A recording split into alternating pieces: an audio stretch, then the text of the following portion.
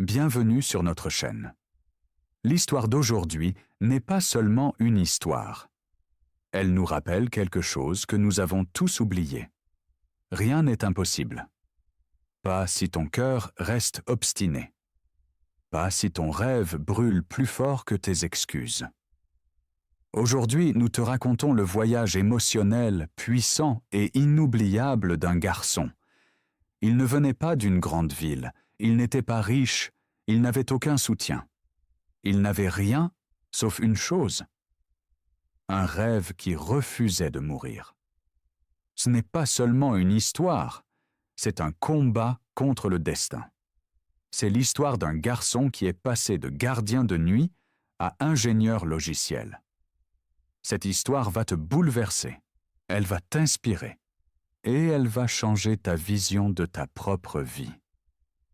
Après cette histoire, tu ne diras plus jamais « Je ne peux pas ». Je te promets que chaque seconde de cette histoire en vaut la peine. Je m'appelle Jean. Je suis né dans une petite ville poussiéreuse où les gens n'avaient pas de rêve. Ils s'adaptaient. Les rues étaient bruyantes, les maisons étroites, et le ciel semblait fermé aux gens comme nous. J'ai grandi dans une famille de classe moyenne dont on ne fait pas de film. Nous n'étions pas pauvres, mais nous le frôlions toujours. Mon père était un homme fatigué. Il travaillait 12 heures par jour comme mécanicien, ses mains couvertes de graisse, son dos toujours courbé. Il ne se plaignait jamais, mais on sentait le silence dans ses yeux. Ma mère était la colonne vertébrale de tout. Elle se levait avant l'aube, préparait nos repas, payait les factures et nous faisait sourire sans manger elle-même. Nous vivions dans un studio loué. Un petit ventilateur, un robinet qui fuyait et un rêve dans ma poitrine trop grand pour ses murs. Parfois, quand tout le monde dormait, je me glissais dans la salle de bain et fixais le miroir. Je cherchais des signes de grandeur sur mon visage. Quelque chose qui me rendait différent. Ma grand-mère m'avait dit un jour que j'avais des yeux de roi. Mais sous la lampe nue, je voyais juste un garçon maigre, oreilles trop grandes, cicatrice au sourcil gauche. Chaque soir, je restais à la fenêtre et regardais passer des voitures luisantes, des familles rieuses, musique forte. Je n'étais pas jaloux, mais je me demandais comment on vivait ainsi. Qu'avait-il fait de juste que nous ignorions? Serais-je un jour assis dans une telle voiture? Alors que les autres enfants jouaient dehors, j'avais une passion différente. Je marchais 3 kilomètres jusqu'à un petit cybercafé. Là, je regardais les écrans, le code et les mondes numériques. Je voyais des gens créés avec leur seul esprit. La propriétaire, Madame Weber, cheveux gris et grosses lunettes, me laissait parfois regarder gratuitement. Le petit programmeur est revenu, plaisantait-elle doucement. Ce jour-là, j'ai entendu pour la première fois le mot « développeur logiciel ». Pour moi, c'était de la magie. Ces personnes n'utilisaient pas d'outils, seulement leurs idées, et créaient à partir de rien. À cet instant, j'ai décidé de devenir comme elles. Je passais des heures à noter des termes inconnus et à chercher les motifs dans le code. Je n'avais ni ordinateur, ni Internet, et mon anglais était faible. Mais j'y croyais. Ma mère me cousit un sac pour mes articles et notes sauvées de la poubelle du café. Mais les rêves ne paient pas le loyer. Dans notre petit appartement, les discussions d'argent devenaient plus fréquentes et plus basses. Une nuit, j'ai entendu mes parents chuchoter. Nous n'avons pas l'argent pour l'université, qu'ils prennent un travail et nous aident. Les murs étaient fins comme du papier et leurs mots glissaient dans le noir jusqu'à moi. Je n'ai pas pleuré, ni crié, mais quelque chose s'est brisé en moi. Comment poursuivre un rêve quand ses parents coulent? Cette pensée m'a suivi plusieurs jours. Je voyais mon père rentrer d'usine, main douloureuse, et ma mère coudre tard dans la nuit. À 17 ans, j'ai pris une décision qui a tout changé. J'ai rangé mon rêve et j'ai enfilé un uniforme de vigile. Cet uniforme marron était 2 tailles trop grand. Le chef de la sécurité, M. Martin, m'a montré comment nouer la cravate. « Tu y grandiras » dit-il en tapotant mon épaule avec plus de pitié que d'encouragement. Je suis devenu ce garçon qui rêvait de créer l'avenir et qui maintenant le gardait de l'extérieur. Chaque soir, je me tenais devant une haute tour de verre. Dedans, des gens travaillaient dans des bureaux climatisés, écrivaient du code et créaient des applis. Ils vivaient une vie que je n'avais vue qu'à travers un écran. Parfois, je les observais par les grandes vitres, gesticulant devant des tableaux blancs et riant. C'était une tribu de magiciens dont je ne ferais jamais partie. Dehors, je restais immobile dans l'air froid, en uniforme marron terne, avec un bâton. Les nuits étaient longues et solitaires, seulement coupées par un salut rapide d'un employé tardif. Dans ma poche, je gardais un papier froissé portant des lignes de code copiées des années plus tôt. Chaque soir, la lune haute, la ville calme, je me disais « Jean, ce n'est pas la fin. Tu n'es pas bloqué, tu fais juste une pause. » La nuit, je restais silencieux devant ces bureaux lumineux. Pendant que le monde dormait, j'étais bien éveillé. Mais pas seulement pour garder l'entrée. J'étais éveillé pour observer, apprendre et bâtir mon avenir.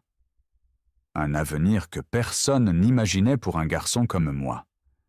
L'immeuble que je surveillais était rempli d'ingénieurs logiciels, des gens qui avaient tout ce que je désirais. Chaque nuit, ils passèrent d'un pas sûr devant moi, ordinateur au dos, badge au cou, regard déterminé. Pour eux, je n'étais que le gardien. Certains ne me regardaient même pas. D'autres hochaient la tête. Aucun ne savait que je les observais. Pas eux, mais la vie que je voulais. J'avais un petit smartphone d'occasion. On ne pouvait pas y jouer. Sa batterie durait à peine 2 heures, mais il avait ce qu'il me fallait. YouTube. À chaque pause, je m'asseyais dans un coin du parking et je cherchais sur YouTube. Je tapais « Programmation »,« Devenir développeur »,« JavaScript »,« HTML débutant ». Parfois, la vidéo mettait des minutes à charger et je ne comprenais rien. Pourtant, je regardais encore, car chaque vidéo était une clé vers une porte fermée. Je ne pouvais pas payer le Wi-Fi. Alors, la nuit, j'utilisais mes données pour télécharger des PDF gratuits. Le matin, après ma garde, je les lisais à la bougie. Je dormais 4 heures par jour. Mes yeux brûlaient. Ma tête me faisait mal. Mais mon rêve murmurait encore. « Jean, si tu abandonnes maintenant, tu ne te le pardonneras jamais. » Les gens se moquaient de moi. Mes proches disaient « Ce n'est qu'un vigile, qu'il s'y fasse. » Mes amis disaient « Tu n'es pas assez malin pour l'informatique. » Un soir, mon père m'a regardé pendant le repas. Il a dit « Mon fils, certains sont nés pour rêver. D'autres sont nés pour survivre. Nous n'avons pas le temps de rêver. Nous avons besoin d'argent. » Je n'ai pas répondu, j'ai seulement hoché la tête. Mais à l'intérieur, je me suis fait une promesse. Un jour, je te montrerai que survivre n'est pas la seule option. Une nuit, c'était trop pour moi. Je n'avais pas dormi depuis 2 jours. Je ne comprenais pas une ligne de code. J'étais affamé, fatigué et seul. Je me tenais sous les néons du bureau, mon bâton à la main. Je pleurais doucement. Quelques larmes tombaient sur mon uniforme. Je voulais saisir quelque chose trop loin, trop haut. Mes yeux brûlaient après des heures devant l'écran. Les lettres et les chiffres se brouillaient comme une langue étrangère. J'ai chuchoté. Est-ce impossible pour quelqu'un comme moi? Cette nuit-là, un homme est sorti tôt du bureau. C'était un ingénieur, jeune et sûr de lui. Ses mains propres, ongles soignés, n'avaient jamais dû lutter. Il m'a vu assis avec un carnet et s'est arrêté. « Que fais-tu » a-t-il demandé. Sa voix était curieuse, pas hautaine. J'ai levé les yeux. « J'essaie d'apprendre la programmation » ai-je dit. Les mots étaient lourds, comme un rêve interdit. Il a marqué une pause, puis a souri. « C'est courageux, mec, vraiment courageux. » Il n'a pas ri. Il ne m'a pas ignoré. Il a respecté cela. Ce moment, cette phrase, a tout changé pour moi. Il m'a prouvé que je n'étais pas fou. J'étais juste en avance. Dès ce jour, mon énergie est revenue, plus forte et plus vive. J'ai étudié encore plus dur. Je me levais même le jour pour lire plus. Les rayons du soleil par ma fenêtre devinrent mes nouveaux amis. J'ai cessé de craindre la vie des autres. J'ai cessé d'attendre de l'aide. Je suis devenu mon propre prof et mon propre coach. J'ai compris que rien n'est impossible, mais que tout commence seul. Mon quotidien était brutal. Garde de nuit, cours de code, pas d'école, aucun mentor. La solitude était si épaisse que je pouvais presque la toucher. Elle me couvrait comme une couverture. Je livrais un combat où personne ne voyait mes blessures. Après des mois d'auto-apprentissage, j'ai voulu créer quelque chose. Un site simple, juste HTML et CSS. J'ai codé 2 semaines entières. Parfois, je ne dormais même pas après le travail. J'avais tellement faim d'apprendre. Mes doigts tapaient encore, même quand mon esprit faiblissait. Chaque ligne de code était un échelon de plus, une échelle vers un ciel encore invisible. Puis, les mains tremblantes, j'ai cliqué sur « Exécuter ». Ça a planté. L'écran est devenu blanc. Erreur. J'ai réessayé. Rien. Tout ce sur quoi j'avais travaillé avait disparu. J'avais oublié une ligne de code, une faute simple. Et ainsi, 2 semaines d'espoir se sont effacées.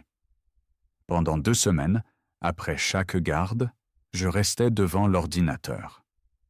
Mes yeux brûlaient, tandis que mes collègues dormaient ou buvaient avec des amis. Cette nuit-là, je ne suis pas rentré chez moi. Je me suis assis sur les marches froides en béton du bâtiment que je gardais. Ma tête était baissée, mes yeux rouges et mon cœur brisé. Le ciel nocturne au-dessus de moi était clair et indifférent. Je répétais sans cesse « Peut-être qu'ils ont raison. Peut-être que ce n'est pas pour moi. Peut-être que certains restent gardiens pour toujours. » Les mots de mon oncle résonnaient. « Un rêveur comme ton père n'arrivera jamais à rien. » Je ne me sentais pas comme un héros. Je me sentais comme un fantôme, invisible et sans valeur dans l'immense machine du monde. 1 semaine plus tard, mon père m'a tendu une enveloppe usée, un peu froissée. Il semblait la porter depuis longtemps. À l'intérieur, il y avait un dépliant d'une usine locale qui cherchait des employés à plein temps.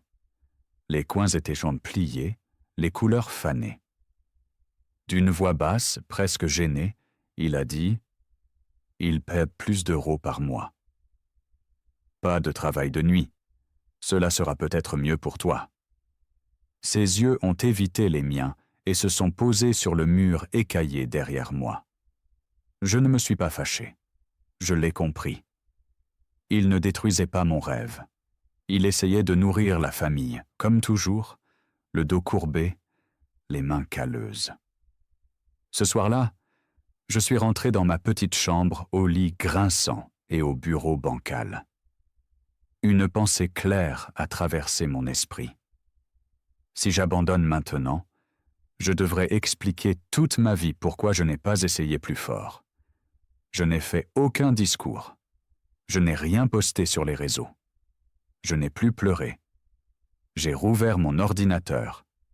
J'ai réécrit le code, ligne après ligne, avec effort. J'ai relu chaque point-virgule, chaque lettre. J'ai testé bloc après bloc jusqu'à avoir les doigts engourdis. J'ai appris à la dure avec chaque erreur, chaque frustration. On peut échouer et abandonner ou échouer et devenir plus malin. La deuxième fois, le site a fonctionné. Il était petit, laid, simple, mais il marchait. Pour moi, c'était ma Mercedes, mon triomphe, mon premier pas vers un autre monde. J'avais maintenant la preuve, solide comme une pierre dans ma main. Alors, j'ai pris une décision courageuse, peut-être la plus courageuse de ma vie jusque-là. J'ai commencé à postuler pour des stages et des postes juniors, les mains tremblantes, le cœur battant. Sans diplôme, sans certificat, sans réseau et avec un anglais basique, j'ai envoyé plus de 80 candidatures. Chaque envoi était un morceau d'espoir lancé dans le monde. Tu sais quoi? Je n'ai reçu que des refus, chacun comme une petite piqûre, mais pas mortelle. Certains n'ont même pas répondu, leur silence plus fort que n'importe quel non. D'autres ont dit que j'étais sous-qualifié, dans des mails polis et standards. Certains ont presque ri, pas directement, mais entre les lignes. Mais une entreprise, une seule parmi toutes, a répondu « Votre parcours est inhabituel. Parlons-en. » 5 mots qui ont changé ma vie. Cette unique réponse fut ma porte d'entrée. Pas vers la ligne d'arrivée, mais vers l'étape suivante de la guerre. Pendant 7 jours, je me suis préparé. Miroir, vidéo d'entretien, carnet de notes, répétitions sans fin. Mes doigts étaient douloureux d'écrire, ma voix enrouée d'avoir tant pratiqué. Dans mes rêves, je répondais à des questions que personne ne posait. Le jour venu, j'ai porté mon uniforme de garde, car je n'avais pas de chemise correcte. L'uniforme sentait la sueur et la lessive bon marché, les nuits longues et les espoirs perdus. Le bouton au col pressait ma gorge comme un reproche muet. L'intervieweur m'a regardé et a demandé « Parlez-moi de vous ». Ses yeux ont glissé sur mon uniforme et se sont arrêtés un instant sur le logo. Je n'ai pas donné une réponse soignée. J'ai simplement dit la vérité. Je suis gardien de nuit, mais j'apprends la programmation pour devenir quelque chose d'inédit. Mes mains tremblaient sous la table, mais ma voix restait ferme. Un silence de 5 secondes a rempli la pièce. 5 secondes où j'entendais l'horloge, la climatisation et le tambour de mon sang. Puis il a dit « Vous n'êtes pas ce que nous attendions, mais vous êtes ce que nous cherchons. » Les mots flottaient entre nous comme un cadeau inattendu. Ils m'ont pris comme stagiaire, sans salaire. Les papiers que j'ai signés valaient plus que tous les chèques que j'avais reçus. C'était la première fois que j'entrais dans un bureau de tech, non comme gardien, mais comme apprenant. C'était le moment. J'étais encore pauvre, encore fatigué, encore plein de doutes. Je comptais désormais mes pièces 2 fois avant d'acheter un café. Mais maintenant, j'avais une chaise, un bureau, un ordinateur qui n'était pas à moi. Le clavier sous mes doigts ressemblait à un instrument que je pouvais enfin jouer. Mais le vrai rêve était de ne plus seulement regarder le monde. Je sentais enfin que j'en faisais partie. Les parois de verre que je regardais avant étaient maintenant des portes que je franchissais. Je me souviens encore très bien du premier jour. Le soleil du matin passait par les grandes fenêtres et traçait des rectangles dorés au sol. Je suis entré par la porte principale, pas par la loge du gardien. Pas de bâton en main, pas d'uniforme, juste une chemise bon marché et du feu au cœur. La veille, j'avais repassé cette chemise 3 fois jusqu'à ce que le col soit parfait. Des gens qui avant passaient sans me voir s'asseyaient maintenant en réunion près de moi.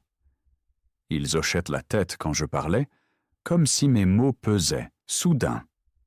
Mais ce n'était pas facile. Les mots techniques pleuvaient sur moi comme grêle. Je devais parfois étudier double la nuit. On m'a donné un bureau, un ordinateur, une équipe.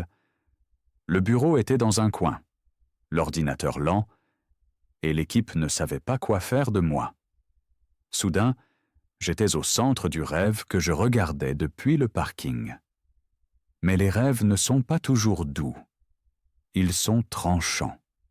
Et ils te coupent si tu n'es pas prêt. Chaque jour ressemblait à un duel contre un nouvel ennemi. Chaque tâche a une énigme sans guide. Mais je n'avais pas pratiqué 7 jours pour abandonner au premier obstacle. Chaque jour, je luttais contre la peur d'être démasqué comme imposteur. J'avais honte de mon anglais et de ma façon de parler. J'avais honte de mes vêtements, de mon passé, et je sentais la pression de me prouver. Mes collègues avaient des diplômes d'université célèbres dans des cadres dorés. Ils montrèrent des certificats avec leurs noms écrits en belles lettres. Ils comprenaient tout très vite, comme s'ils parlaient une langue inconnue pour moi. Et moi, je cherchais des mots sur Google, cachés dans les toilettes pendant la pause déjeuner. Mes mains tremblaient souvent sur le clavier quand j'essayais de suivre leur rythme. Un midi, un ingénieur senior me parla au déjeuner, en faisant tourner son stylo de luxe. Il demanda « Où as-tu étudié? Quel campus ?»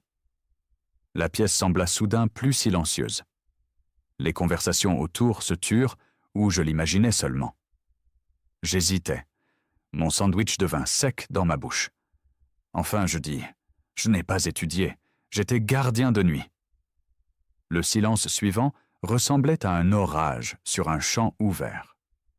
Certains furent impressionnés et levèrent légèrement les sourcils. D'autres furent confus, comme si je parlais une langue étrangère. Un homme hocha simplement la tête, puis partit. Sa chaise grinça fort. Ce jour-là, je compris quelque chose en regardant leur visage. Le monde peut t'ouvrir une porte, parfois à peine entr'ouverte. Mais tu dois prouver que tu mérites de rester à l'intérieur. Cette nuit-là, je ne pus pas dormir. La lune projetait de longues ombres dans ma petite chambre, où je tournais sans repos. Je repris mes vieilles habitudes. Répéter des questions d'entretien jusqu'à en perdre la voix. Je regardais des tutoriels avancés jusqu'à ce que mes yeux brûlent. Je relisais des documents et suivais des cours gratuits mal sous-titrés. Je savais que ce n'était pas le moment de me reposer. C'était le moment d'être solide, dur comme le béton où je patrouillais avant.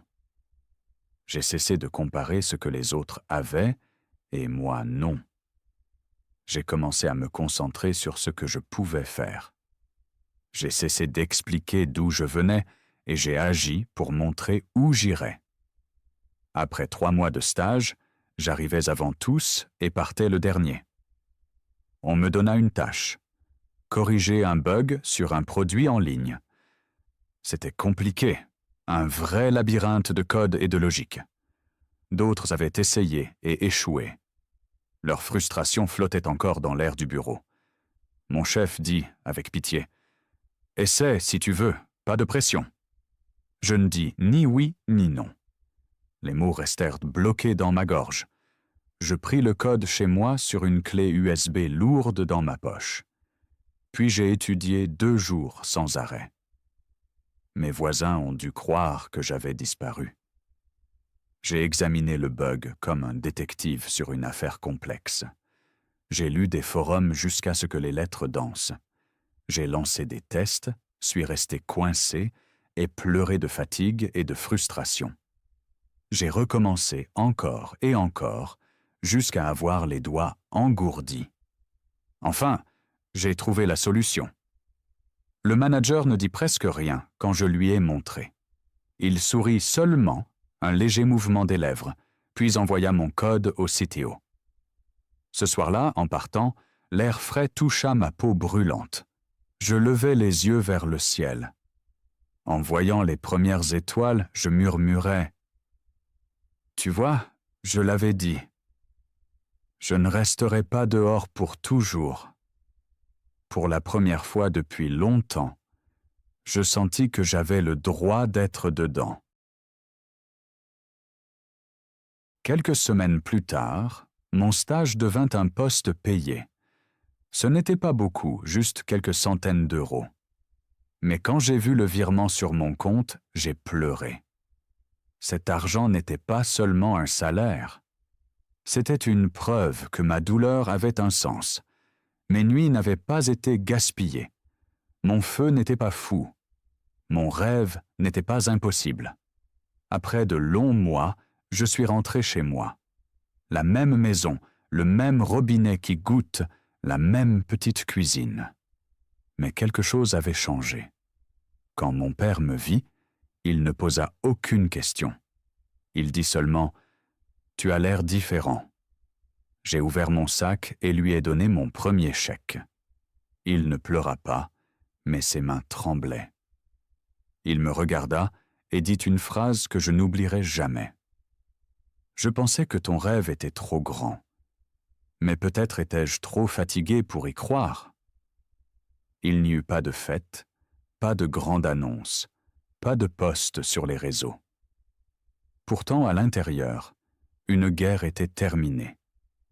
Je n'étais plus le garçon debout devant le bâtiment. J'étais maintenant une part de l'avenir. Les années passèrent. L'uniforme de gardien qui portait ma douleur repose plié dans mon armoire, intact, jamais oublié. Aujourd'hui, je ne suis plus gardien, mais développeur logiciel à plein temps. Pas dans une petite société, ni sur un contrat court. Je travaille dans une des plus grandes entreprises du monde. J'écris du code qui atteint des millions. Je dirige des équipes qui créent des produits globaux. J'accompagne des stagiaires assis là où je m'asseyais. Je traverse les aéroports, l'ordinateur dans mon sac, le pas assuré. Et quand je me regarde dans le miroir, je ne vois pas un génie. Je vois un combattant. Parfois, je visite l'ancien bâtiment que je gardais autrefois. Je reste devant le portail où je tenais mon bâton. J'observe un nouveau vigile, endormi, silencieux, presque invisible. Je lui souris, car je sais que sous cet uniforme brûle peut-être un autre rêve. Une nuit, alors que je programmais tard, j'ai reçu un appel de mon père, sa voix douce. « Aujourd'hui, j'ai montré ta photo à tout le monde au travail. » Je leur ai dit « Voilà mon fils, un développeur logiciel. » Il fit une pause, puis ajouta « Tu m'as rendu fier, Jean, et tu m'as redonné la foi. » Je ne pus pas parler. J'ai seulement pleuré. Car, pour la première fois, mon rêve ne sauvait pas que moi. Il guérissait ma famille. J'ai commencé à écrire mon histoire, non pour être célèbre, mais pour donner une preuve aux enfants comme moi. Je l'ai appelé « le garçon resté dehors », car c'était moi, un garçon hors du monde, regardant à travers la vitre et croyant qu'il trouverait peut-être une entrée. Tu sais quelle est la vraie leçon? Ce n'est pas de devenir riche, ce n'est pas de faire taire les rageux, ce n'est pas le succès. c'est de ne pas laisser le monde dire que ton rêve n'est pas le tien. Car j'ai appris ceci. Le talent aide. L'argent aide. Le soutien aide. Mais la vraie force est ici. Un esprit qui refuse d'abandonner. Un cœur qui se relève toujours. Une âme qui se moque du temps. Aujourd'hui, après toutes ces années, ma vie est différente. Le garçon qui comptait des pièces gagne maintenant un salaire qu'il jugeait impossible. Pas de luxe, pas des millions, mais assez pour respirer. Assez pour tenir debout. Assez pour dire « j'ai tenu bon ». Avec mon premier vrai salaire, je n'ai pas acheté de vêtements chers. Je ne me suis pas vanté. J'ai offert un ventilateur neuf à mes parents. J'ai pris un bon lit pour le dos usé de mon père. J'ai offert un téléphone à ma mère et j'ai acheté des courses sans compter. Le sourire sans souci de ma mère valait plus que n'importe quelle voiture. Des années plus tard, j'ai acheté ma première voiture. Rien de spécial. Mais quand j'ai tenu les clés, mes mains tremblaient. Je pensais au garçon qui regardait passer les Mercedes et se demandait si la vie le choisirait. Ce jour-là, la vie m'a choisi. Pas de chance ou de facilité, mais parce que je n'ai pas abandonné quand c'était dur. Là, j'ai compris la vérité. Les combats te changent en silence. Le succès te proclame bruyamment. Tu viens d'entendre l'histoire. Un garçon sans rien qui a montré que rien n'est impossible. Mais ce n'est pas juste une histoire motivante. Ce n'est pas de la fiction. C'est de l'histoire. Maintenant, je veux te montrer des personnes réelles qui ont souffert, qu'on a raillées, qu'on disait incapables. Pourtant, elles ont changé le monde. Neil Armstrong, le premier homme sur la Lune. Savais-tu qu'on lui avait dit un jour que l'exploration spatiale était impossible? Il n'a pas écouté. Il n'a pas seulement touché la Lune. Il y a marché. Albert Einstein. Enfant, il ne parlait pas bien avant 4 ans. Ses professeurs disaient qu'il n'arriverait à rien. Pourtant, il a changé les lois de la physique pour toujours. La grandeur ne demande aucune permission. Thomas Edison a échoué 1000 fois en cherchant l'ampoule. Quand les gens riaient, il disait « Je n'ai pas échoué. J'ai seulement trouvé 1000 façons qui ne marchent pas. » Aujourd'hui, le monde voit la lumière, car un homme a refusé l'obscurité. Écoute bien, mon ami, les gens essaieront de t'arrêter. Ils diront « Tu n'es pas assez intelligent. Tu es trop tard. Tu viens du mauvais quartier. » C'est irréaliste. Quand ils le disent, regarde-les droit dans les yeux et réponds « Tais-toi. C'est ma vie, mon chemin, mon rêve, pas le tien. Oui, il y aura des moments difficiles. Oui, tes mains trembleront, ton cœur se brisera. Oui, tu pleureras seul. Oui, le monde t'ignorera. Mais tu sais quoi? Le monde t'ignore jusqu'au jour où il ne peut plus ignorer tes résultats. Souviens-toi-en. Aujourd'hui est le temps du combat. Demain sera le temps du succès. Alors ne pleure pas parce que c'est dur.